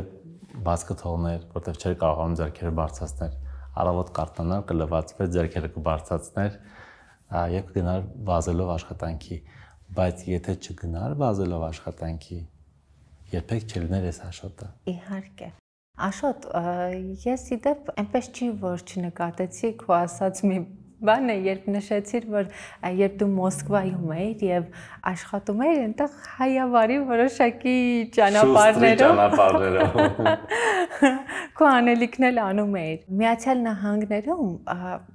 մենք ունենք եւ հայեր, որոնք շատ մեծ աշխատանք են անում, անուն ունեն, եւ ունենք հայեր, որոնք այդ մենք դրա անունը դրել ենք այսպես կատակով հայավարի ինչ որ տարբերակներով գործեր են անում, բայց դա իրականում ազդում է ճանապարհի վրա, որովհետեւ Ռուսաստանն ու Միացյալ Նահանգները շատ տարբեր են։ Իհարկե շատերը խոսում են, թե ինչպես կարողացան Միացյալ Նահանգներում այս տարբերակով գումար աշխատել, այն տարբերակով գումար աշխատել, բայց փորձը ցույց է տալիս, որ ժամանակ հետո միևնույն է ինչ որ պահի կանգնում են պատասխանատվության առաջ։ Հիմա Աշոտը, որը ռուսական այդ տարբերակին էր սովոր, հայտնվեց Միացյալ Նահանգներում։ Գնաց այդ զարտուղի ճանապարհներով, թե ոչ։ Չէ, որովհետև Աշոտը, որ սովոր է Ռուսաստանում ավելի տենց տարբեր արագ ճանապարհներով, Ամերիկայի Միացյալ Նահանգներում հանձնեցի իմ վարորդական իրավունքը 7-րդ անգամից, 7-րդ, ու հասկացա, որ Ամերիկայում ընդհանրապես ուրիշ օրենքներ են աշխատում։ Իհարկե, փորձում եմ այս կյանքում լինեմ շատ ճկուն, եւ միգուցե դա ստացվում է։ Իհարկե, փորձում եմ այս կյանքում լինեմ արթուն, բայց Ամերիկան մի երկիր է, որտեղ որ դու եթե ուզում ես իրոք կաճես ու զարգանաս, պետք է համակարգային դրված օրենքներին անպայման հետևես։ Սկզբում ճանապարհներ էիր փնտրում, հետո հասկացար, որ ճանապարհը օրենքն է, թե միանգամից օրենքն է։ Եթե ճանապարհներ փնտրեի, հաստատ մատուցող չէի աշխատի։ Ես միանգամից ընտրեցի այն տարբերակը, որը որ ինձ կտա ավելի ճիշտ ուղին։ Ինձ համար ճիշտ, մեկ ուրիշի համար սխալ, որտեղ մենք մի ժամանակում ենք ապրում, որ բոլորի ճիշտն ու սխալը խառնվել է կարծես թե, բայց ես ընտրեցի իմ հալալ քրտինքով իմ մատուցողի աշխատանքը, որը որ հետագայում բերեցին մյուս հաջողություններին։ Երբ դու հիմա նայում ես երիտասարդ սերնդին, որոնք են հիմնական խնդիրները, որ նկատում ես սերնդի մեջ։ Ծույլություն, մարդիկ ծույլ են, չեն ուզում աշխատել։ Դա ժամանակի խնդիր է, թե անձի։ Դա ժամանակի խնդիր է։ TikTok-ում նստած երիտասարդը, ես TikTok չունեմ ընդհանրապես, ժամանակ է վատնում ու այդ նույն ժամանակը նա կարող է գնալ եւ ինչ-որ բան սովորել այս կյանքում։ Ամալե ջան, շատ կարևոր է, որ մենք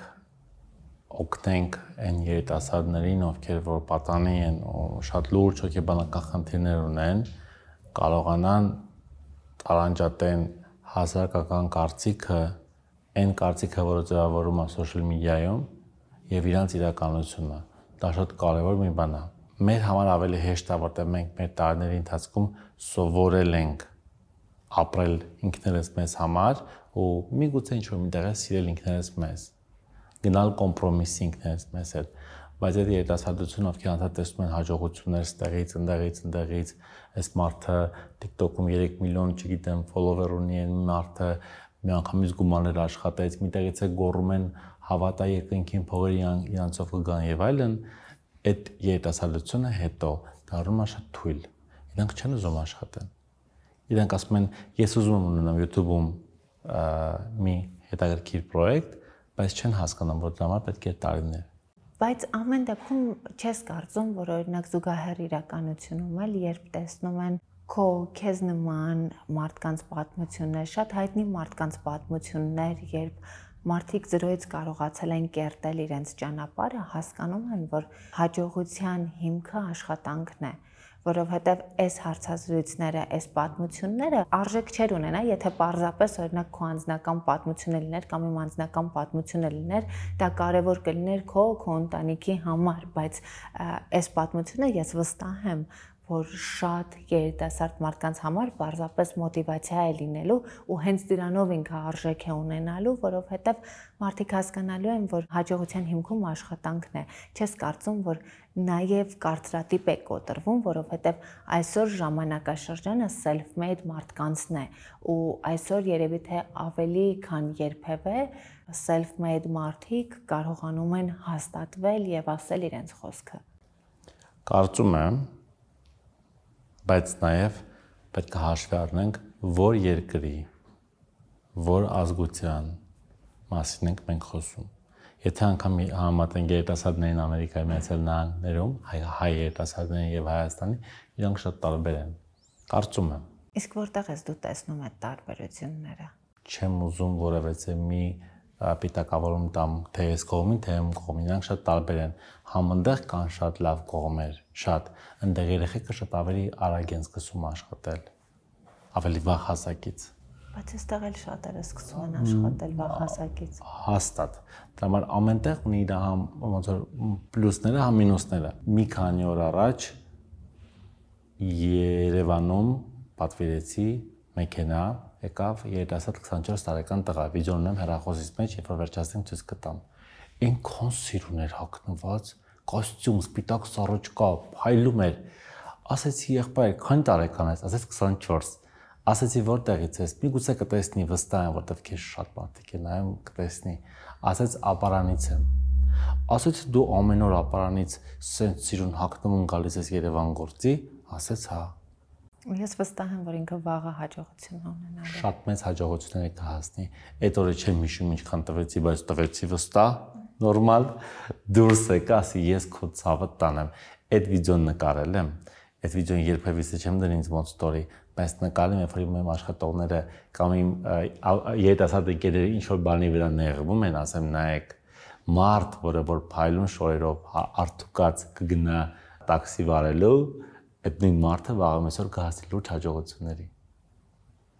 Դրա համար ամեն մեկը իր ճանապարհը ինքն է ընտրում։ Բայց մի բանը որ գիտեմ հստակ, ընտանիքից շատ բան է գալիս։ Այո, այս տեսակի հանդիպումները շնորհակալ եմ շատ իդեպ եւս մեկ անգամ կարևոր են ցույց տալու իրական պատմությունը,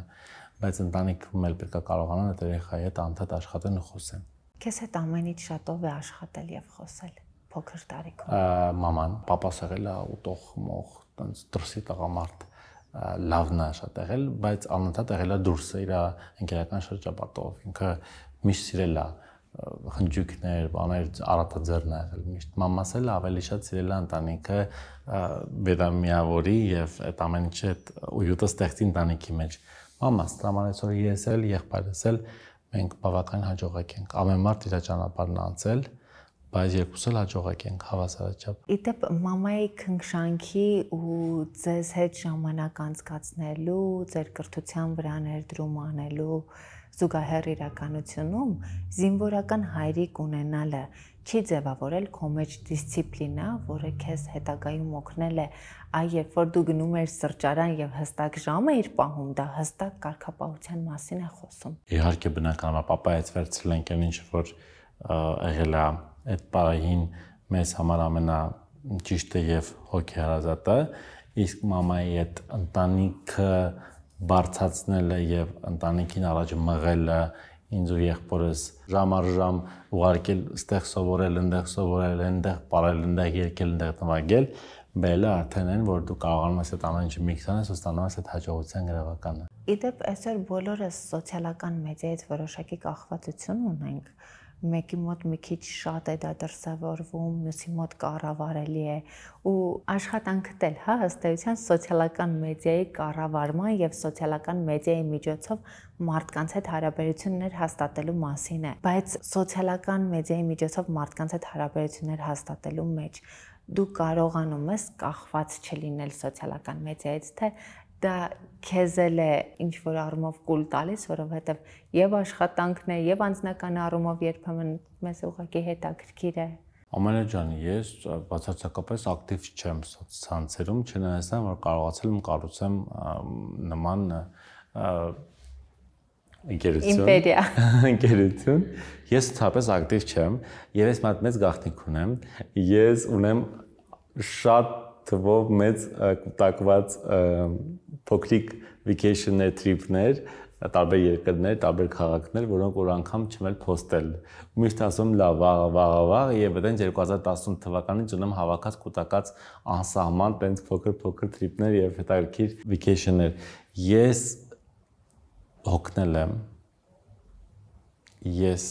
նախընտրում եմ այդ ժամը, որ ես պետք է դնեմ ինչ-որ մեկի համար story-ում մի բան ձայնագրեմ կամ post բերնեմ Instagram, նախընտրում եմ այդ ժամանակը անցկացնեմ մի գեղեցիկ վայրում ինքս իմ համար։ Ես հոգնել եմ այդ ցույց տալուց։ Դա համար շատ հաճախ չի որ ակտիվ եմ, բայց իհարկե արդեն ես էլ իմ մասնագիտությունից ելնելով փորձում ինչ-որ միտեղ լինեմ ակտիվ, որտեղ երիտասարդները փորձում են sense հետևիցս գան։ Ինչ-որ միտեղ դա բնական է, ես էլ փորձում ժամանակից հետ չընկնել։ Իսկ երկրորդ իրականությունը, որը որ ստեղծվում է սոցիալական մեդիայում, ինչքանով քեզ վանեց եւ հեռացրեց սոցիալական մեդիայից։ Երկրորդ իրականությունը շատ դաժան է։ Երբ որ դու գնում ես մի ռեստորան ու հասկանում ես, որ եկել են մի խումբ աղջիկներ մի բաժակ ջուր խմելու, բայց այդ ընթացքում իրանք անում են մոտավորապես 3-ից 4 օրվա content, ու երբ որ կամերան անջատ, այսինքն հեռախոսի կամերան երբ որ անջատում են իրենց այդ վիճակները, միանգամից գալիս է քալորություն, դու գիտակցում ես, որ այդ մարդիկ երջանիկ չեն։ Այդ մարդիկ անում են ինձ եւ քեզ ցույց տալու համար։ Դրա համար երկրորդ իրականությունում համար անընդունելի է։ Ինքդ ունեցել ես փուլ, երբ ուզել ես ցույց տալ, թե ինչպիսին է քո կյանքը եւ հետո դա հաղթահարել ես։ Ունեցել եմ։ կար մի этап, որ Աշոտը շատ մեծ գումարներ էր ծախսում իր հագուստի վրա։ Եվ շատ էի սիրում ամեն առիթին հատուկ կոստյումներ հագնեի, այն կոստյումները, որ միշտ ցանկացել եմ ու շատ էի առնում, շատ։ Հետո եկավ մի բան, հասկացա, որ այդ ամեն ինչը շատ սխալ է։ Հիմա դա այդպես չեմ անում, ավելի զուսպ եմ ինձ պահում այդ հարցում, ավելի շատ գումար դնում ճանապարհությունների վրա եւ հիմա որ արդեն վերջապես գնացի շատ ցանկացած ավտոմեքենան,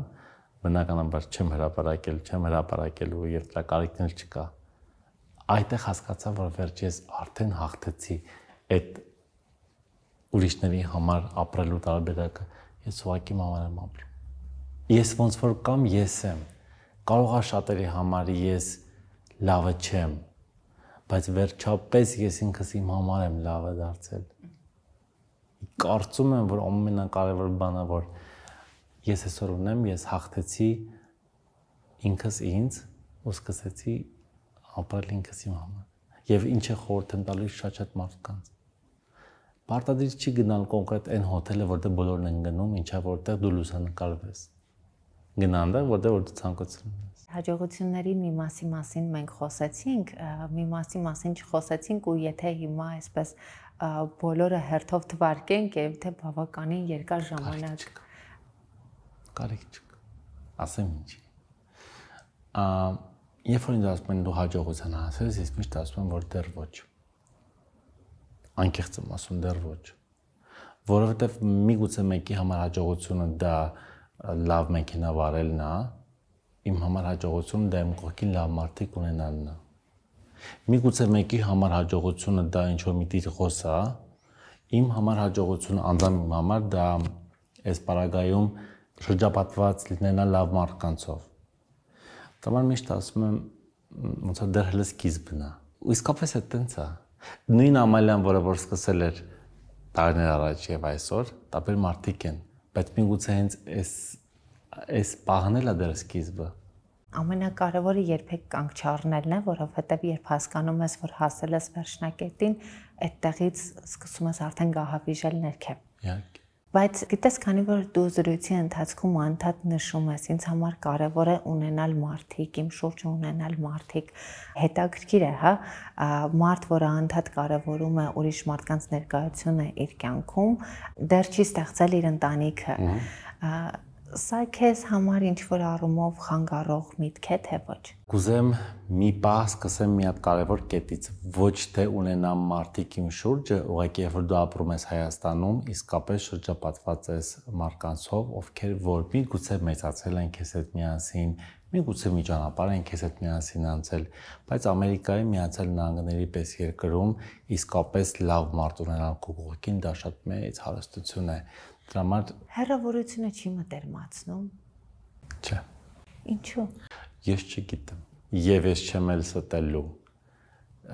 Ես կարամ ասեմ, որ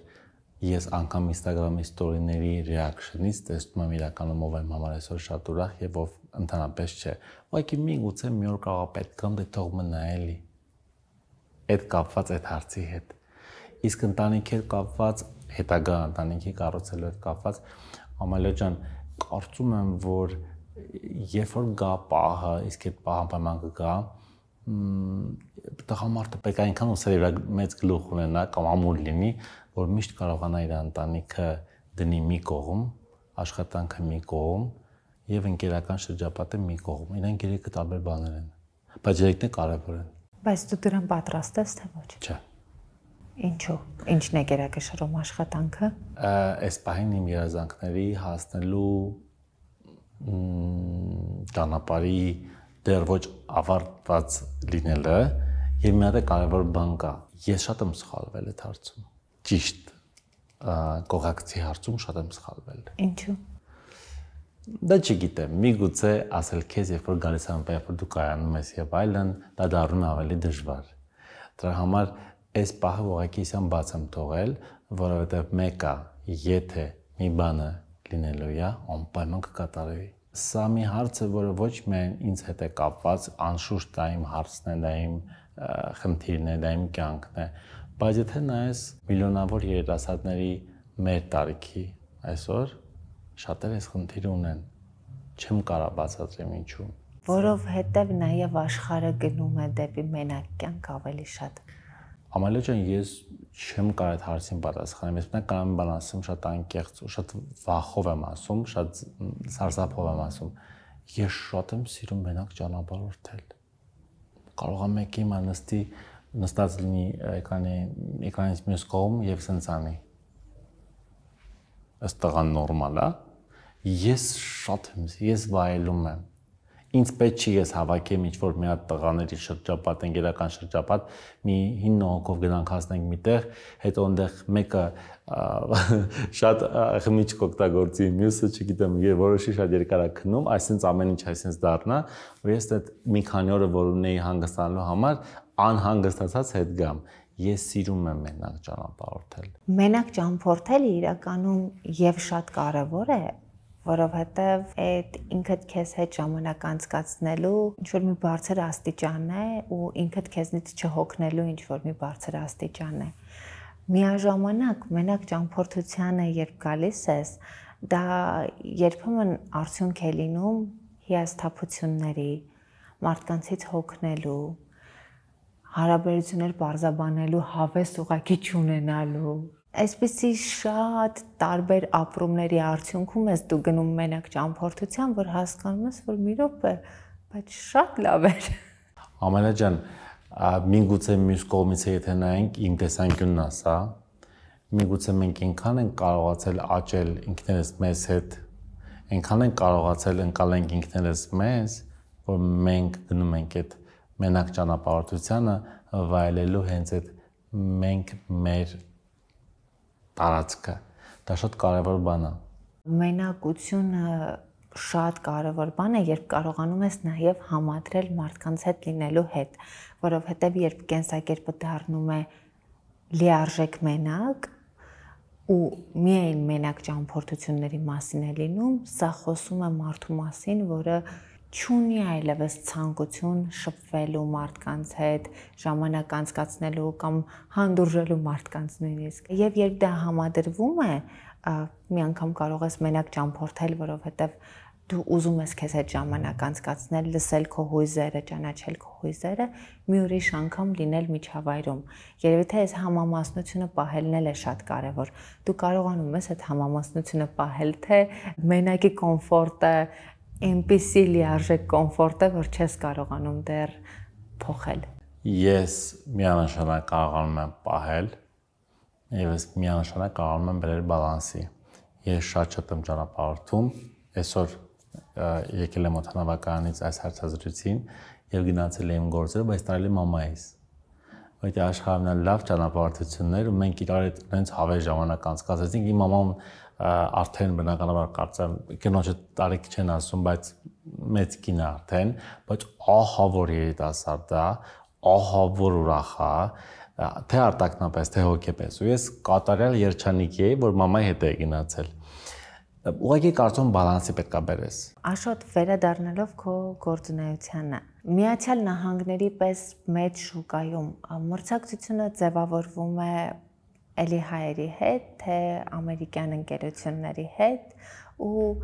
այնտեղ մրցակցության կանոնները ինչպիսին են։ Ամերիկայի Միացյալ Նահանգներում մրցակցությունը ձևավորվում է երկու ճյուղով։ Հայկական ճյուղով հայերի հետ եւ բնականաբար լատինամերիկյան իրականության հետ բախվող հարցերում։ Ամերիկացիները խաղում են շատ ավելի դաժան, շատ ավելի կազմակերպված, շատ ավելի խելացի, ամերիկացիների մոտ ամեն ինչը հաշվարկած է։ Ամերիկացիները քայլ անելուց առաջ մտածում են, քայլը անում են, հետո իրենց քայլի տերն են։ Ես այդ ամեն ինչին նայում եմ շատ նեյտրալ, ի սկզբանե միշտ այնց եմ մտածել։ Միգուցե որովհետև երբ որ մենք սկսել ենք մեր հայկական community-ում այդ ժամանակ մարքեթինգ էջենսիներ չեն եղել, միգուցե այդտրանից է եկել ինձ մոտ միշտ այդ հասկացողությունը, որ ես իմ աչքը քաշած փորձել եմ անեմ այն ինչ որ ես պետք է անեի։ Մյուս կողմից էլ ավելացնեմ, երբ որ դու պահում ես քեզ շրջակայող տարածքը մաքուր, բառից բուն իմաստով, ոչ մեկին չես նայում, ոչ մեկ քեզ հետաքրքիր չեն, փորձում ես կենտրոնանալ դու քո ճանապարհի վրա։ Ինքը շատ ավելի քեզ արդյունավետ է լինում հետագա քայլերը տանելու, հաջողությունների հասնելու, քան այն էներգիան, որ դու պետք է ծախսես ինչ որ մարկան սխալ քայլերը ուղղելու վրա։ Բնականաբար մարդիկ շատ են, շատերը վազում են ավելի էժան հարմար գների, բնական է, դու ունես քո որակը, դու ունես քո product-ը, դու փորձում ես ուղևորվես քո ճանապարհով լինելով ինքդ քո հետ ազնիվ ու քո հաճախորդների։ Դու մարդ ես, որը շատ լավ բնականաբար հասկանում է մարքեթինգից, բրենդինգից, նշեցիր գնային քաղաքականությունը, ի սկզբանե քո ընկերությունը բարձր գնային քաղաքականություն վարող ընկերություն էր։ Սա մի կողմից խոսում է որակի մասին, որ այս արժեքը ենթադրում է այս որակը, այս կետերը, մյուս կողմից սա կարող է նաև բրենդինգի հարցում նպաստել, ոչ թե մատչելից բարձրացանք, դարձանք թանկ, այլ ի սկզբանե մենք այսպիսի ընկերություն ենք։ Դա քո կողմից մտածված քայլ էր։ Ի սկզբանե, այո,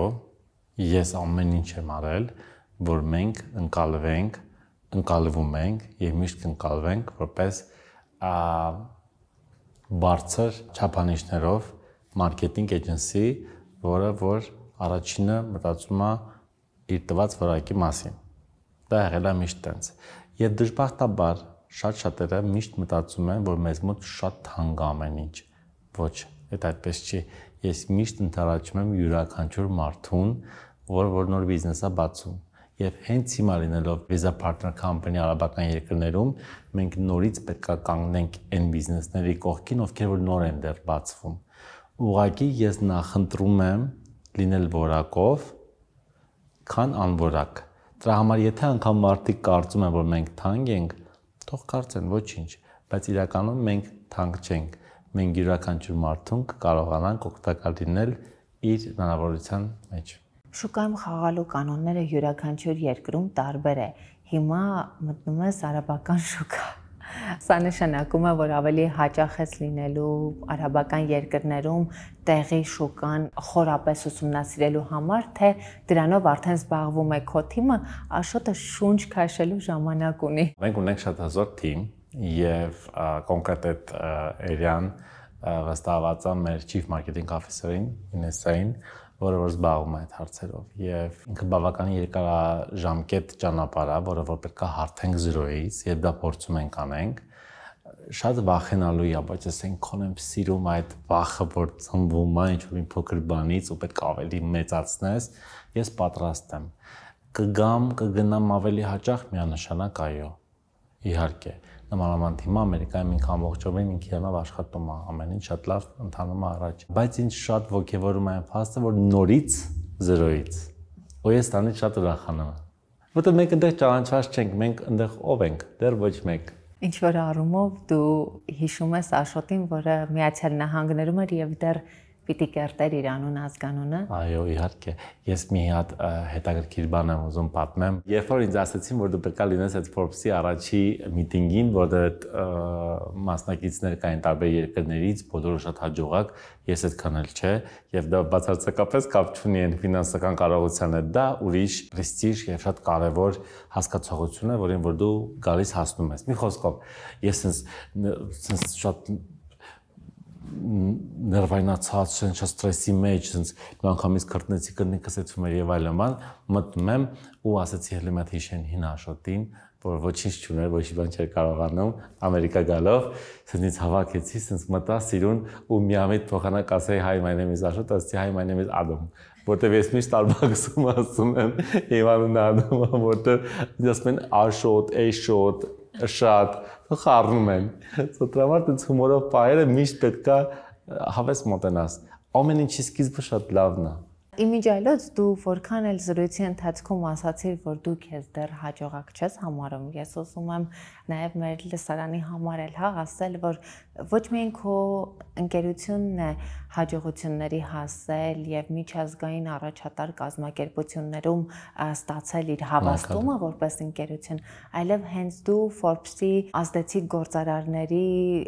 ցանկի անդամ ես։ Մենք այսպես կարող ենք անդադ թվել հաջողությունները, որոնք եղել են, ու սա եւս շատ կարեւոր քայլ էր, բայց ամեն դեպքում այս տարբեր հաջողությունների մասին, որոնց մասին որ խոսում ենք, ո՞րն էր քեզ համար ամենահիմնակարայինը։ Անկեղծ շատ անկեղծ։ Ես ոչ մի չեմ ասում վաղուց։ Ես իմ մասին մեծ կարծիք ընդհանրապես չունեմ, չեմ մեծ կարծիք ունենալու մասին չէ, դա աշխատանքի արդյունքը վայելելու մասին է։ Այդ հարցին կարող եմ գալ մեկ ուրիշ կողմից մի քիչ էլի հումորով։ Ես Երևանում որ գալիս եմ Երևան, հաճախ տեսնում ջահել երիտասարդ դեմքերի, ովքեր sense մեծ կոֆեի բաժակներով, մանենկալի լափթոփներով, sense կոմպյուտերներով աշխատում են, բանսած, դա բոլորը մարքետոլոգ են։ Միշտ sense կողքից նայում եմ, միշտ գլուխս կախում եմ, իսկապես տենց եմ էլի զգում, ասում եմ դե հələ երիտասարդ են, իրանց լավ են զգում։ Որտեւ դու էլ ես այդ ճանապարհը անցել ես։ Ու միշտ sense մի կողմ եմ քաշվում, երևի պատասխանն է դա, կարծում եմ ես դեռ ինքս իմ համար, իմ հոգու խորքում դեռ ոչ իմանա չեմ հասել, որովհետև հենց այն պահագա, որ ասեմ այստեղ կարևոր է կամ ես եմ կարևոր, այդտեղ արդեն ամեն ինչ կվերջանա։ Գիտես, իրականում համեստության մեջ կարծում եմ, որ կարևոր է ամեն դեպքում վայելել են հաջողությունները, որոնք որ ունես։ Իհարկե դրա մեջ չկորցնել քո տեսակը շատ կարևոր է, բայց եւ գնահատել, վայելել, որովհետեւ կյանքը ամեն դեպքում հիմա է։ Ես շատ շնորհակալ եմ քեզ մեր զրույցի համար ու մեծ հույս ունեմ, որ մեր զրույցը օգտակար կլինի շատ երիտասարդների համար, որոնք ունեն երազանք, այսօր այդ լապթոփերով գուցե ցույց են տալիս, որ աշխատում են, վաղը կաշխատեն եւ երրորդ օրը հաջողության կհասնեն, որովհետեւ կտեսնեն, որ մարդիկ, ովքեր հավատում են իրենց երազանքին ու ուղղակի չեն հավատում, նաեւ քայլեր են ձեռնարկում երազանքի հետևից գնալու համար, կարող են հաջողել եւ կարող են դառնալ թելադրող այդ աշխատողից կարող են դառնալ թելադրող։ Ես եմ շատ շնորհակալ այս գեղեցիկ զրույցի համար, Ամալիա ջան, եւ կարծում եմ, որ այսօրվա զրույցը իմ մասին չէր։ Այսօրվա զրույցը 3 բանի մասին էր։ Ինչպես մարդը սկսի ինչ որ մի կետից իրան հավաքել կարողանա առաջ գնալ ու լուծի իր խնդիրները, կարծում եմ։ Երկրորդը, ինչպես մարդ կարողանա ինքիրանով փորձի հասնել իր երազանքներին, ինչքանով որ սպայն կարողանա։ Եվ ամենակարևորը երրորդը, նորից սա իմ մասին չէր։ Սա իմ մասին մենք բոլորս քանի դեռ ապրում ենք, շնչում ենք, ունենք հնարավորություն աշխատելու, երբևիցե ամոթ ինչ գործենք անում, կարևորն աշխատենք, ստեղծենք ու միասին գնանք առաջ։ Շնորհակալ եմ շատ։ Ես էլ եմ շնորհակալ ու եզրափակելով այսօրվա հաղորդումը մի տղայի պատմությունն էր, որը կերտեց իրեն ու արդեն դարձավ մարդ, որը կարող է օրինակ դառնալ ուրիշների համար։ Շնորհակալ եմ։ Հետևեք ինձ, բաժանորդագրվեք YouTube-ի իմ ալիքին, որպեսզի բաց չթողնեք մեր թողարկումները։